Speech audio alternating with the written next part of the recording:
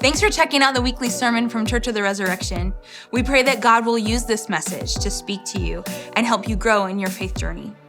We'd like to invite you to join us next week at one of our services, whether in live worship online at core.org/live or in person at one of our locations in the Kansas City area. Church of the Resurrection is one church in multiple locations. To learn more about our service times and ministries, please visit core.org. We hope you enjoy this message. My name is Blake Thomas. I'm one of the pastors here at Resurrection. And as we continue in worship, I invite you to hear these words from the Gospel of Luke. Each year, his parents went to Jerusalem for the Passover festival. When he was 12 years old, they went up to Jerusalem according to their custom. After the festival was over, they were returning home. But the boy Jesus stayed behind in Jerusalem. His parents didn't know it. Supposing that he was among their band of travelers, they journeyed on for a full day while looking for him among their family and friends. When they didn't find Jesus, they returned to Jerusalem to look for him. After 3 days, they found him in the temple. He was sitting among the teachers, listening to them and putting questions to them. Everyone who heard him was amazed by his understanding and his answers. When his parents saw him, they were shocked. His mother said, "Child, why have you treated us like this? Listen, your father and I have been worried. We've been looking for you." And Jesus replied, "Why were you looking for me? Didn't you know that it was necessary for me to be in my Father's house?" But they didn't understand what he said to them. May God add a blessing to the hearing, reading, and understanding of the scripture.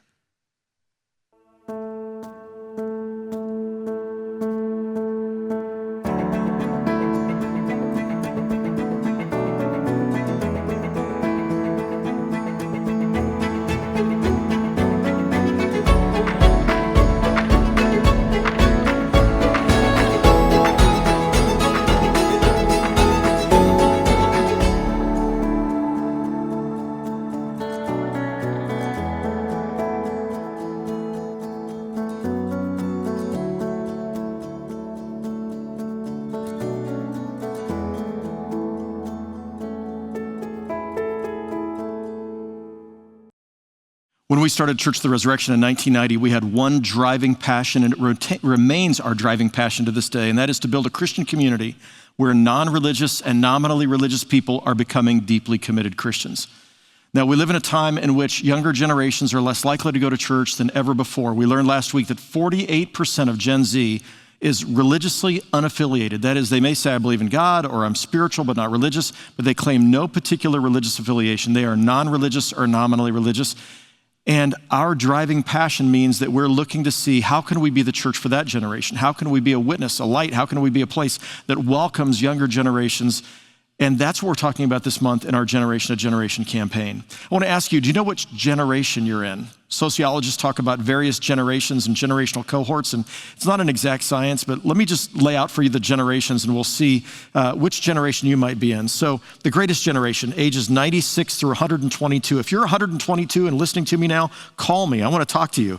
The silent generation, people 78 to 85. The baby boomers, 59 to 77. Gen X, 43 to 58. When we started Church of the Resurrection 33 years ago, these were the generations that we were reaching. That was really all of the generations that were out there.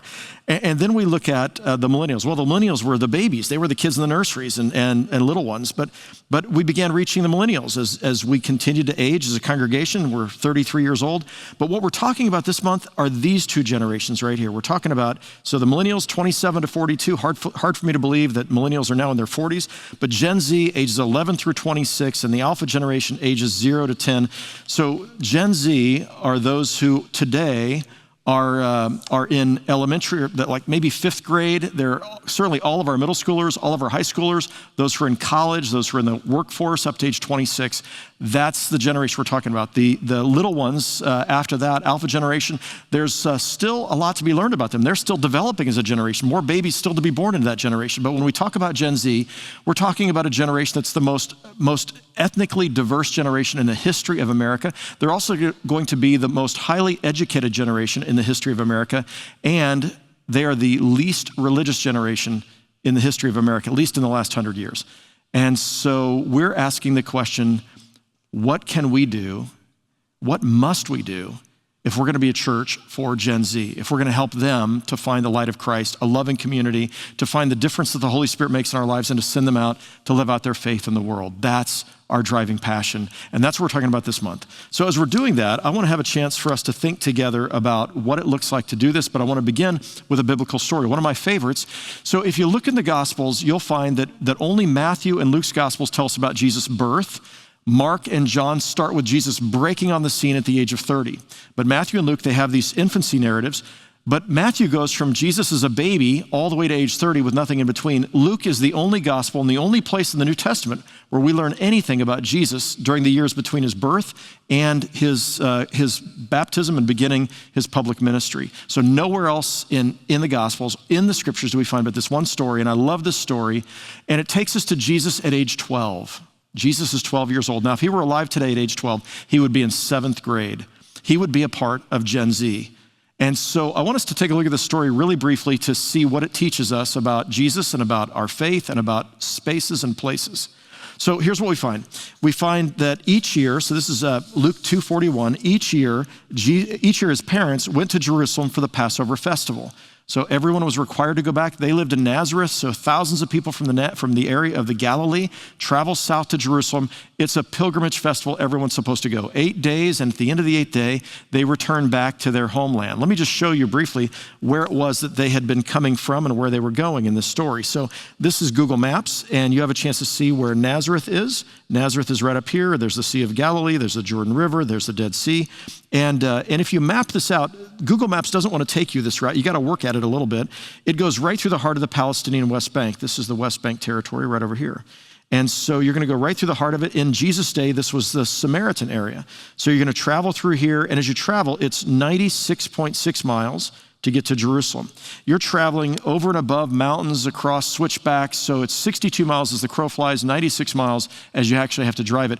The modern roads are built right on top of the ancient pathways, the ancient roadways. So we're seeing there with Google Maps the route that Mary and Joseph would have taken and Jesus would have taken to go, and caravans of people through Samaria down to Jerusalem. So it's a journey that takes somewhere between 6 and 9 days, depending on how many times you stop for your animals, how many times you rest, 6 to 9 days. So they've been there in Jerusalem for 8 days. They do this every year. And part of what we learn in Luke is that he's telling us Jesus' parents were faithful Jews. We learned that already earlier in chapter 2, where they circumcised Jesus on the 8th day. 6 weeks after he's born, they take him to the temple to dedicate him. So you're seeing their faithfulness. Over the course of their life, they are teaching Jesus how to pray. They're teaching him the scriptures. They're helping him to know who God is. And you say, well, wait, Jesus was the Son of God, wasn't he? Didn't he know all of this from the time he was born? No, Christians believe that God emptied himself of his power when he became flesh in Jesus. He was a baby. And he grew up and he had questions and he had to learn. And then finally he comes in at his baptism. He finally hears what he's already sensed for a long time. He hears the voice of God say, "You are my beloved son." Right? And he begins his public ministry. Anyway, Mary and Joseph played a pivotal role in shaping his faith. That's one of the key things we want to remember as we think about the future generations is parents, or largely now it's related to, it's up to grandparents for at least 48% of the population who have little children. It's their grandparents who are going to teach them the faith, pray with them, reach out to them, help them to grow, or neighbors or other adults that are important in their lives. So we find that Jesus' parents were faithful. They traveled that 96 miles down to Jerusalem. Now they're traveling back. At the end of the Passover festival, you go back home. All the Jews had to go. It was a pilgrimage festival. You had to go to Jerusalem. If you could, you had to go. So there's thousands of people. They might have traveled in caravans of hundreds perhaps.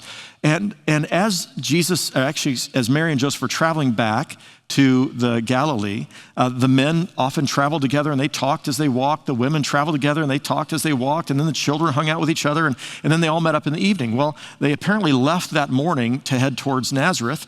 And after they traveled the day, settled down for camp that night, Joseph approaches Mary, or Mary approaches Joseph and says, "Hey, where's Jesus?" And Joseph's like, "Well, I don't know. I thought he was with you." And you almost can imagine the blood-curdling scream as Mary realizes that Mary and Joseph have lost the Son of God. I want you to imagine that. To think that the Blessed Virgin Mary and Saint Joseph have lost, they have not paid attention, and they have lost the Son of God. I remember when my kids were small, some of you remember this story. Rebecca was 4 years old. We were at Disney World. We stayed at Dixie Landing in Disney World, and then it was time to get on the tram, and so we went to the tram stop, and there was a gift shop, and Rebecca's 4, she's shopping, and then the tram comes up, and you got to hurry up and get on the tram. So I'm like, come on, guys, everybody get on the tram. And we all ran out to the tram, and I'm on the front, and LaVon's in the back. And I'm just assuming that Danielle and Rebecca are in the back, and she's assuming that Rebecca's in the front. And we take off, and we travel for about 10 minutes. And 10 minutes in that journey, LaVon hollers up and says, hey, Becca's up there with you, right? I'm like, no, she's back there with you. Blood-curdling scream. The bus stops, the tram stops. I get off, and I run back as fast as I can, worried about the thousands of people who are there in Disney World, strangers. And there's my little girl, 4 years old, back at I was worried what could have happened to her. So I got back there, and of course, she's still shopping, totally oblivious to the fact that her parents left 10 minutes ago.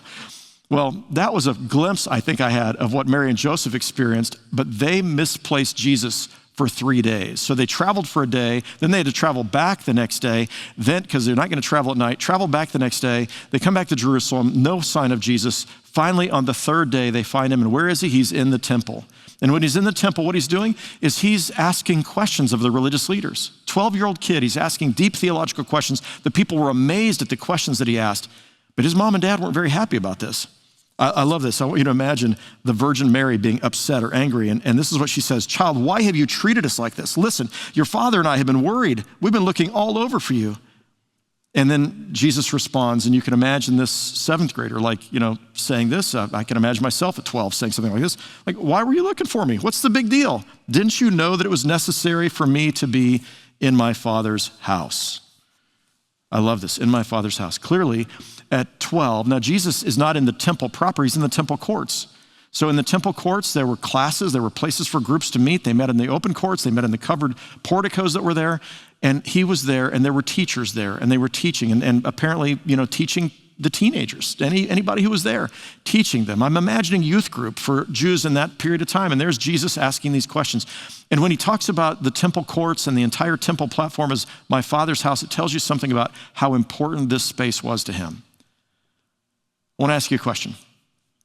Do you have any spaces that were religious spaces that were important to you? And maybe you didn't grow up going to church, so maybe it was your grandmother's house where she taught you Bible stories, or it was a neighbor's house or someone else. Maybe it was a Sunday school class. For me, I remember as a kid going to my great aunt and great uncle's house, Aunt Cece and Uncle Dan in Blackwell, Oklahoma, and they took us to the Church of Christ. I still remember that. I remember my Uncle Dan praying the prayers at the mealtime. I remember when our family started going to Asbury United Methodist Church when we were children. And I remember my grandmother taking me to St. Elizabeth's Parish in Waldo and St. Anne's in in Prairie Village, wanting me to know the faith. And so I remember praying in these places, lighting the candles. I remember in the fellowship hall eating fish dinners with the nuns as they were playing their acoustic guitars and their habits and playing bingo after that. I mean, all of these were a part of these spaces that were important to me. And then I remember as a 14-year-old coming to Christ at Faith Chapel Assembly of God in the youth room, and where we would gather as teenagers, and just what that meant, or sitting in the sanctuary as an old Butler metal building. But still, those were places that were important to me because they shaped my life. I wonder if you have places like that. And when it comes to religious spaces, those places can have a huge impact on us. I want to remind you, the church is not about buildings, but it's about people. Those buildings are tools, however, that help us to be able to accomplish God's mission. And here at Resurrection, building a Christian community where non-religious and nominally religious people are becoming deeply committed Christians. By the way, Jesus was 12. 12 years and 1 day, at least in the later traditions, is when you began your work preparing to become a man and become bar mitzvahed at 13 years and 1 day. So this was like confirmation year for him. And if in Jesus' day it was the same, he was preparing for the day when he would be, held accountable as a man at the age of 13 for answering for his faith. And so right now we have confirmation going on at Church of the Resurrection. They're doing the same things Jesus was doing, and he was at the temple, trying to become clear about these things. All right, so one of the things that struck me this week, I received an email from one of our members, and she was describing this, the importance of spaces in her family's spiritual life. This is one of our members, or one of our staff members, Denise Mersman, and she wrote about her son Ryan, who graduated from college last year. And she said this: when Ryan was a senior in college, 2022, he was in the Blue Key Honor Society. One of the Blue Key traditions was hometown tours, where they road trip to the hometown of every member of their group. Each of the kids picked 2 or 3 places in their hometown to take the group. And then they would end up at the family's home for dinner.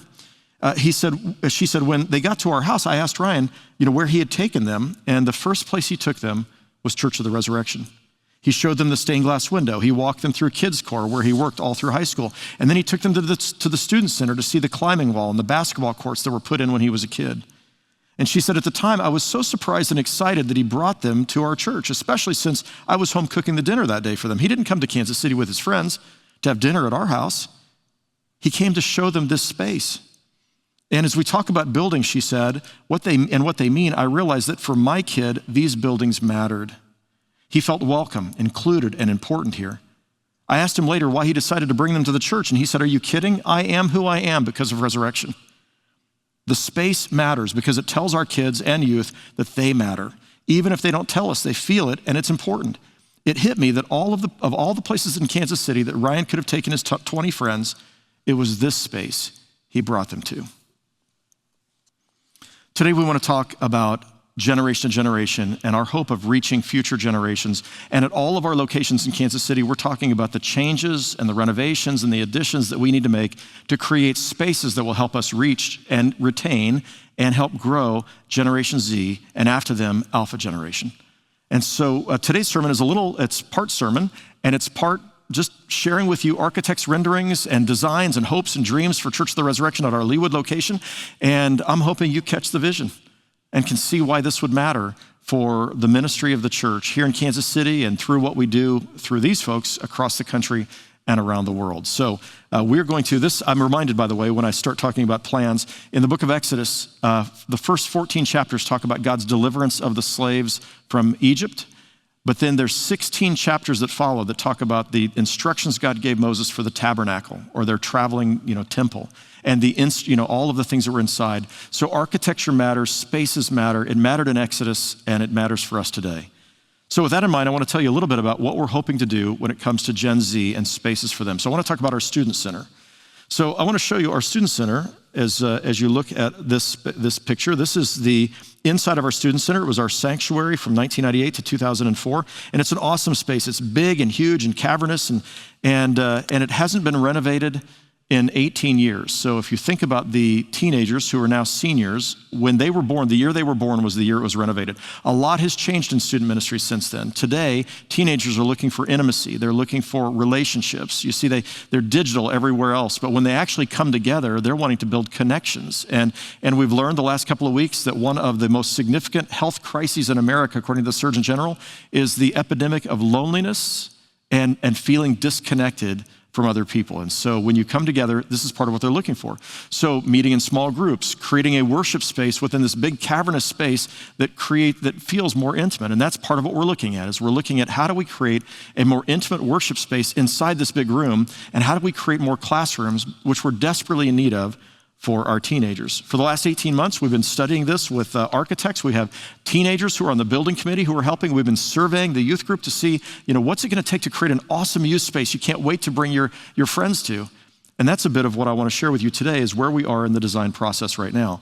There are, over the last few weeks, as we've kicked off youth group, as we heard last week, we've had between 400 and 500 teenagers here each week for one or more of our programs. It is very exciting, and we have a goal, a hope, a dream, that by the year 2030, that would be 1,000 teenagers who would be actively involved in our youth programs every week. So I want to share with you, in that big room, what we're doing, what we're looking at to make it a smaller room. And the design of the colors and the interior design, that's not even, that's in process right now. But I want to just share with you some of these images. So what you see again on the image is what we have today. This is our current student center. And what we're looking at is creating a room within the room, creating a smaller sanctuary within that larger space, bringing, these are felt panels that come down that we can project images onto, we can project scripture verses onto, but creating a space with lighting and with these felt panels to be able to envision and to develop a small worship space within the larger space. A chancel that's smaller, a stage that's smaller, and then meeting rooms back behind. There's a garage door here that allows the indoors to come out and the outdoors to come in. And what you see up here, where currently we have pool tables, is going to become classrooms for our groups. Let me just show you, this is the plans as they exist today. We've got about 400 seats in this area pick a different color here, in this area right here, and that felt panels coming down above and with lighting creating a much smaller, more intimate worship space. We continue to have game areas on the sides, underneath, game areas and cafe over here, an updated cafe, a quiet room for people who have sensory overload issues, and again, ways to get outside on the side. So plenty of games, recreation things in here as well. And then on the second floor, it's all classrooms. So let me just show you. This is the second floor. Right now we have 47 small groups in our youth ministry, and some of them meet on Sunday morning, some of them during the week. But there are times we have, and actually I'm just going to look right in the camera for you. There are times we have 24 small groups meeting. We just had to form 3 more last week for senior high. We have 24 small groups meeting. We have access to 17 classrooms in that building. We're using St. Paul School of Theology, our seminary that's on site, and classrooms in the basement level. We have 17 classrooms. We have 24 small groups meeting right now, and that's going to grow. And so what we're looking at is in the balcony area, transforming the balcony into classroom space. So let me show you again what you can see here. You're walking along the upper level of the balcony, and you've got 9 classrooms coming in these areas over here that'll seat about 20 people in each one. They'll be uniquely designed for each. And those adults who are down here have a great view up into each of those classrooms with glass openings there. They're going to be awesome spaces for our teenagers. And then, so you meet in youth group down here, and then you're heading upstairs into the classrooms. Let me just show you a little bit more.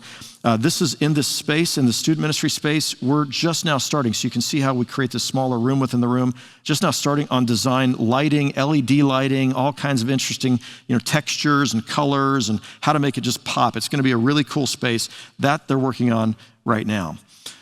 So that gives us more intimacy. It gives us a chance to better connect with kids. It's going to be a cooler space and a space where people want to invite their friends. There'll be games, the cafe. There's going to be quiet spaces, all of that worship spaces, all of it there in the main hall of our student center. Then we're looking at what do we do outside. So Megan Del Grosso, our youth pastor, our youth minister, I spoke to her this week, and she said we spend 30 to 45 minutes during the seasons where it's warm enough to be outside playing games. But right now, there's really nothing for them to do outside. So we bring things out and we create as much fun as we can outside. But we're looking at creating a way for the community, both youth and others, to have a great time, families and children and youth and young adults. But it also becomes a huge way of saying to the community, we care about teenagers here. So I just want to show you currently, this is the student center right here. And the only sign on here is one that says C. So this is building C. And then we have another sign right over here, and this says student center in 3-inch letters. So we have 500 kids coming a week in youth group. We hope to be 1,000 in youth group or Sunday school or other youth programs, and nothing that says we have a youth ministry. So what we're looking at is what do we do out here to create a really fun place that the teenagers and children and youth and families and young adults can come and hang out. So this is what's being proposed. Now, I will tell you the pickleball courts, which also serve as a basketball court, you take the nets down and it's a basketball court, will actually go on the side back over here. There's a pavilion right over here with a large LED screen about 30 feet where we can show movies on the lawn, AstroTurf down in this area so people sit on the lawn for the movies. But we also have space for youth ministry to be taking place here, for fans to be playing, covered areas where we can have fire pits and tables and chairs for people to hang out, and then a large field for the kids to do the fun stuff we do out in the field, the frisbee golf and those things. A playground that's actually going to wrap around this way when it's finished. This was an early rendering. But I want to show you just a little bit more. Whoops, there's the pickleball courts you can see. Food trucks or tents out on the lawn. You have a chance to see the stage here. And again, what we've got over in this area, cornhole and other games being played across these areas. Movie nights on the lawn for families. You can see the tables where people can come and meet in the fire pits over here and places to hang out. So anyway, this becomes a part of what we do as we're looking to see how do we create awesome and fun places for teenagers to come and hang out, but also for our young adults, also for groups that want to meet under the tents, for support groups or family night out or whatever it might be. All of these things are going to be happening out here. There's an image of the playground. I want you to have a chance to see it. And this is a playground that's being designed for our special needs persons in our Matthews ministry, but it's also designed for teenagers. So it's hefty enough to work for teenagers as well as for children and families. And there will be a fence around it, but it's going to be open to the community. We're going to make sure that it's safe and that it's not a liability hazard, but it is going to be like parks in other places. It's going to be a place where people can come and play and hang out. So we're excited about all these things. And this is helping us to be able to create an awesome space for teenagers. What's the point? The point isn't to build fun recreational spaces. The point is to help people be able to invite their friends who don't go to church, for those friends to be able to come and find community and people who care about them and adults who mentor them. And in the process of that, finding Jesus and growing in their faith and deciding they're going to live their lives as followers of Jesus Christ. We're building a Christian community of teenagers where non-religious and nominally religious teens are becoming deeply committed Christians, and a place where our children, when they reach youth group age, middle school and high school, want to come. They can't wait and they're excited, and where young adults can come back and hang out. And so that's the aim of these spaces. We think they're very important. If we're going to reach this generation, if we're going to pass on the faith, we need these kind of awesome spaces, classrooms, student ministry space that creates a greater sense of intimacy and functions better for today's teens, and a great outdoor recreation space. Now, I want to show you, in addition to that, the way that you currently get into the student ministry space is convoluted. So if you come in what looks like the front door to what's now our Wesley Chapel, you go around hallways. You got to find your way around the hallways and eventually make your way into the student center, or you come in the side door. And what we've said is the current Wesley Chapel, I'll show you in a moment, was always meant to be the front door of our Building C. It was designed that way, and we want to turn it into that. We want to create this awesome entryway and entry experience for our teenagers. But for anybody who comes to the church during the week, we want to create that space. In addition to a warm welcome space, we want to create a small chapel for youth and for small weddings and small funerals. We want to bring our pastoral care ministries there, right by this main entryway for Building C, and we want to create a counseling ministry for teenagers, children, families, and other adults. So let me just show you. This is our current Wesley Chapel. Back behind it is where the student ministry space is, and it was always designed to be the main entryway. These are the parking lots for Building C. This is where you park if you're coming in this building. And so the main entryway was always supposed to be right here. And I might just show you, this currently is a chapel, but we want to transform this chapel into these spaces. Let me just show you. This becomes the main entryway into our student ministry space. It's right here. You'll be able to see right into it. There'll be a reception desk here that will welcome people. We're going to bring our pastoral care offices right over here. So when you have a question, you have a concern, you're planning a funeral, a wedding, you need to talk to a pastor for financial assistance, whatever it is, you know right where to come. You come in the front door and you know it's right over here. There's somebody who can tell you. This is our counseling ministry that currently we only have a few rooms for. We want to be able to create a space where we can enhance our counseling ministry, expand it, and where our teenagers see it. This is the small chapel that I'm describing to you. This is what it looks like. So we retain the look of the Wesley Chapel. If you've ever been in there, this is what it looks like right now. But off to the sides, we've created the counseling ministry over here. We've created a small chapel over here. This is the pastoral care offices here. And you look right into our student center here. This is the welcome and reception area for Building C. And this is really important. Let me tell you, this last week, this happens every single day. So this week, it was 2 days ago, I was walking across the sidewalk outside of Building C, and there was a woman who was walking from Building B, and she looked distressed. And I knew I had to stop and ask her if she needed help. I said, are you okay? And she said, and then she said, do you know if the Wesley Chapel is available September 23rd? I said, I'm sorry, but I don't keep the calendar with me. But I said, I can show you where you can find out. And she said, well, I think she'd been in our other building, Building B, and she's trying to figure out where to go. And I said, I'll have somebody take you to the receptionist, and then you can begin asking the questions there. But I said, why? What's happening in your life? And she said, my mom died. I think she said yesterday. My mom died yesterday, and I need a place to celebrate her life. And there was such pain. And we stopped and we talked about her mom and we talked about our faith, and I prayed with her there, and then had one of our facilities guys take her over to the reception desk. But you see, right now, you don't know where to go when you come up here. When you need financial assistance, you don't know where to go. When your marriage is falling apart, you don't know where to go. When you have a counseling appointment, it's unclear where you're going. If you're showing up and you just hope to talk to a pastor for a minute, you don't know where to go. And what we hope to do is to create Care Central. So let me just show you this drawing again. This becomes the narthex, or the entryway into our student center. This becomes the welcome center. This becomes the counseling center. This becomes a place for you to pray. This becomes a place to meet with our pastors. And if I'll go backwards once more, you have a chance to see all of these spaces. The main entryway, and if I go back one more, you see here's the front door. You just know you've parked here, this is the front door, and this becomes Care Central and our front door information and welcome for the rest of everything that happens in this building over here. This, I think, is very, very important.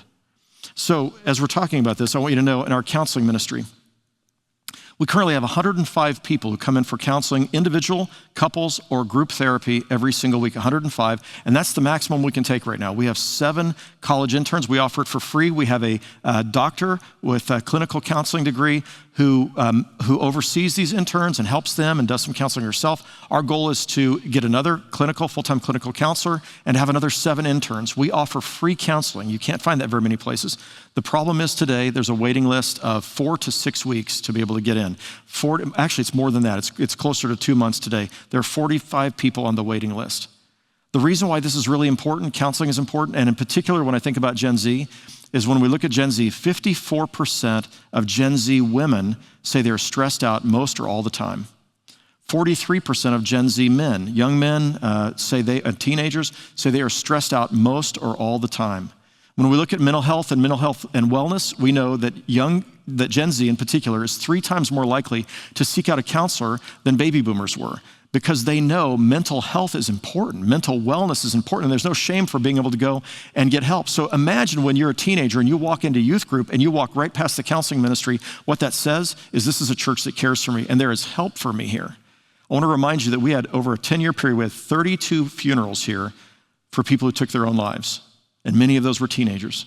And we set a goal for the year 2030 that we would be one part of a whole lot of people working to reduce the number of suicides in our community by half. Right? And imagine if our teenagers are walking through and they see a counseling minister right there. And it's not just for teenagers, it's for children. We have play therapy, children, teenagers, marriage, crises. People are struggling. The number 1 and 2 concerns we have is anxiety and depression. Grief is up there too, marital problems. But we've got a place. And when you pull in the parking lot and you see that front door, this is Care Central. This is where you go, and we will have a place to be able to help you. This is really, really important. So if you think about all those things and what we're trying to do for Gen Z and really the rest of us, I was thinking about a comment from last week's interview I did with a group of teenagers. And Liv is one of those, and Liv is a part of our Leawood location. And I want you to hear what she had to say when she reflected upon the changes we're proposing in the buildings. Take a listen. I'm really excited about the new founding of the Wesley Chapel because it has been such an incredible space. I mean, it was the first and is kind of like the home base, I feel like, of Resurrection.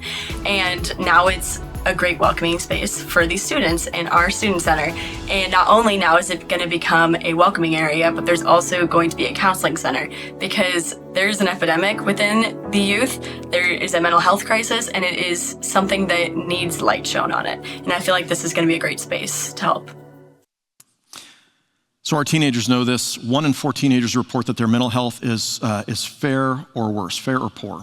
And so there's a lot of folks out there who are in need of encouragement and care and community and all the things we seek to offer. So this campaign is primarily about them and what we're going to do for them. But when we move the Wesley Chapel, when we take it offline to create the counseling center, Care Central, the main entryway into the student ministry is a welcome place, then we have to ask, what are we going to do with our chapel? We have to have a chapel. So at our chapel, we'll have anywhere from this week, we had 3. Some weeks we have as many as 7 funerals in a given week. And that chapel is the primary place we have funerals. It's also where we do most of our weddings here. And the number of weddings at churches has gone down over the years as people become less religious. But our hope is to use the chapel as a way of reaching people who are looking for a place to get married that's beautiful, and to see more of our own young people decide, I want to get married in my church. We've got this beautiful chapel, and I was a part of it, and I want to get married there. And so we're looking to build our permanent chapel. There was always a plan to build our permanent chapel. The Wesley Chapel is too small. It seats about 300 people. It works for most things, but I've preached funerals this last year where there were people standing against the back wall for the funeral. There was not enough seats. We need about a 450-seat chapel, which has always been the plan, is to have a larger chapel that we would build. And this will be our permanent chapel. Wesley became a temporary chapel when we built our second sanctuary, our third sanctuary. We said, okay, we're going to do this for a while, but eventually it'll be open back up. And it's time for us to finish this so our kids can find their way in and all the reasons I just shared with you. But I want to share with you a little bit about that chapel and why it's important. So we look at buildings and we look at a 50 and 100-year time horizon for our buildings. We anticipate them lasting a lot longer than that. We build our buildings to be here multi-centuries. Well, let's just take 50 years as a time horizon. And we think about the number of funerals that we're going to do. We anticipate that our number of funerals will double in the next 10 years based upon the age of our congregation and the community around us. And so we're going to be talking about, let's say 400 funerals a year. If we have 400 funerals a year over 50 years, that's 20,000 funerals we need a space for. And then if we look at weddings, and if let's say we have 50 weddings a year going forward, maybe 100 weddings a year at some point in the future, well, let's just say 50.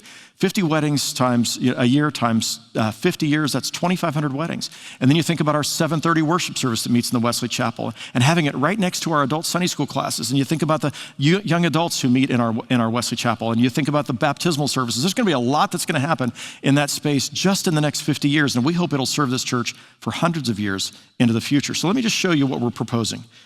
So you see our entire campus. This is where our student ministry in Wesley Chapel currently is, St. Paul School of Theology, some of our offices here. This is Building B. That's our Foundry Hall, our big fellowship hall where we have our recovery ministries, and we have 20 adult classrooms that are in here as well. And these are our children's classrooms and our preschool and our sanctuary. And we're looking at putting the chapel right here. So adding the chapel onto this space, we're going to use brides' rooms, grooms' rooms in this space. We don't have to build them. We have bathrooms in here. We have a place for receptions after weddings. All we need to do is be able to add on the chapel to this space. So let me just show you what we're talking about here. We're talking about this being the chapel right here. This is the existing space where we've got, again, a bride's room and a groom's room and bathrooms and a fellowship area and a fellowship hall here. Awesome spaces. We add the chapel onto this, 450 seats. We'd be adding parking right over here, so we can get people as close to the door as possible, especially our older adults. And then we'll also be creating a circular drive here so people can be dropped off after weddings and funerals. They can come out here and be able to leave from here. Just an awesome, awesome space. Let me just show you a little bit about that space on the inside. So we're talking about the entryway would be coming in from this way. And we've got 450 seats. We've got a room for 25 voices in the choir. It can be used for both modern and traditional, but we're imagining more traditional worship in here. And a place, again, for all of these activities. The parking coming in right in here. So we've got two main entryways here and here for people to come in. Fellowship spaces over here. All right, so this is what the chapel looks like. And the aim was to do something a little more traditional. Our sanctuary is more modern.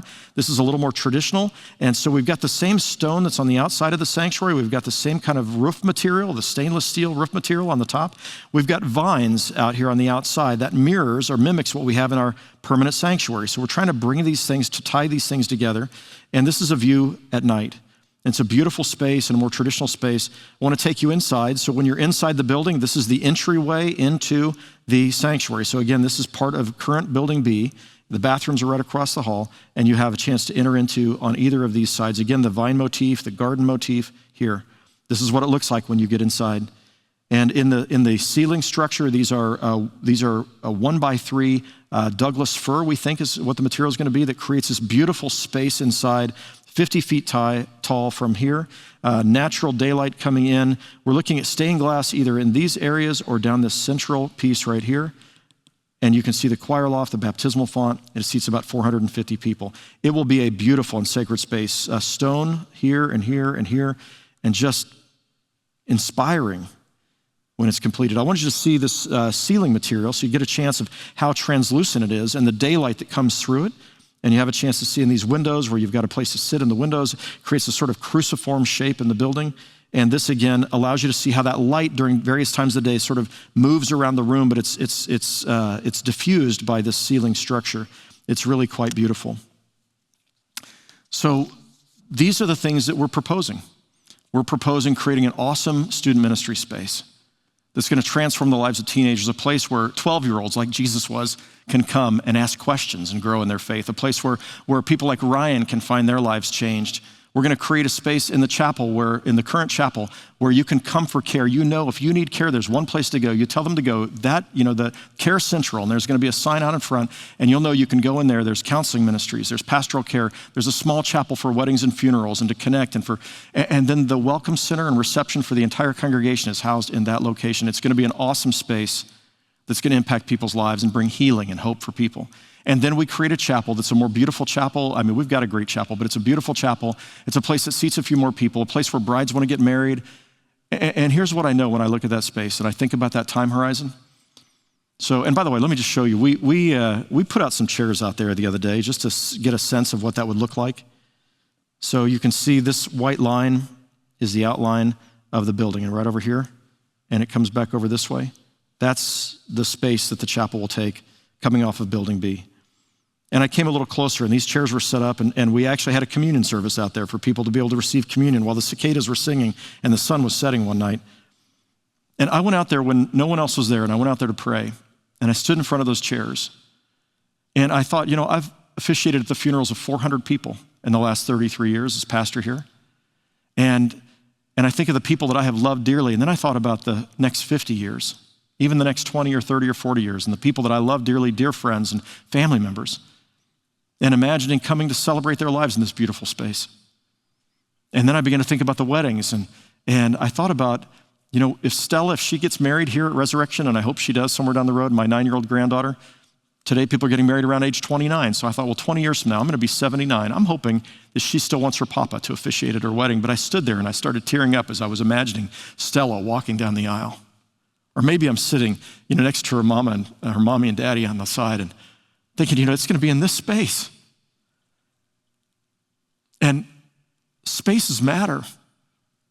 And they play a key role in pivotal moments in our lives.